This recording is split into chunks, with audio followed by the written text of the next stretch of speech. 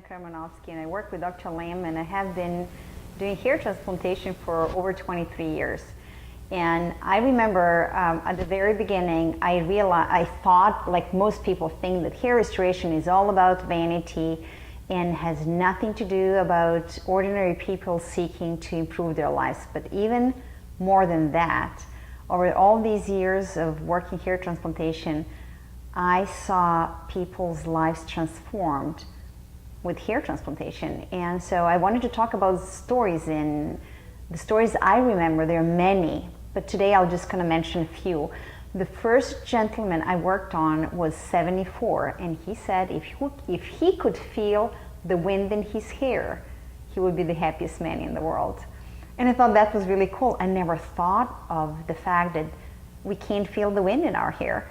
Then we had a lady who wore a wig for 20 years, and after we did a hair transplant on her, she said that the best part of it was the fact that she was comfortable letting her husband touch her hair, and having her husband run his hands through her hair was the biggest gift she could give to both of them. Then I had another story of a gentleman, actually two gentlemen, and I recently wrote a blogs about this, because I think it's so important to realize that hair transplantation is not just about vanity and putting hair and looking younger. Most people think is vain, younger, and that's all it is.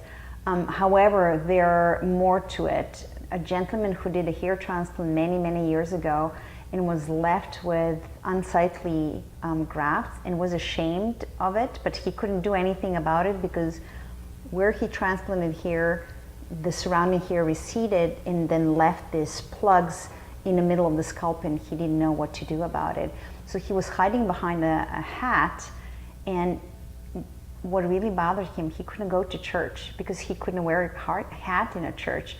And he's a man of God, and the fact that after hair transplant he was able to go to church, he cried. I rarely see men cry from joy. And that was one of the stories where I saw a man cry from joy that he had hair back.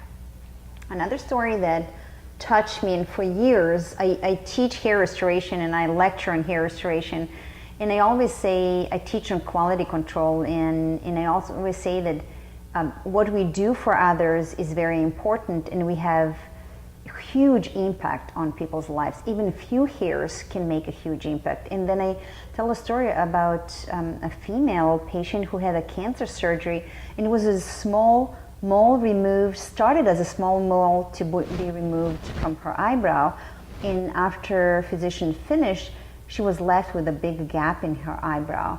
And when she came to our office, she had a little band-aid covering her eyebrow, and I thought, why doesn't she just pencil it in? But she kept saying, I see myself as disfigured, even penciled in. I know it's not right, it doesn't look natural, but I also, she would say, I also know I look different than others. And she started hiding, not going out, totally changing her social life and habits because she felt disfigured. So we fixed the eyebrow. It didn't require many hairs. We made it look natural. We made it look like the other eyebrow. It made a huge difference. Even if you search on our website, you will find her testimonial. To this day, I choked up when I listened to her story, because she also cried. The fact that we helped her and let her and created this opportunity for her to restore her eyebrows and return to normal life is huge. So it's a great privilege to do hair transplantation, but most importantly, it is important to think about hair restoration as something that is beyond vanity and aesthetics, which reminds me of another story. The other day we had a gentleman came in.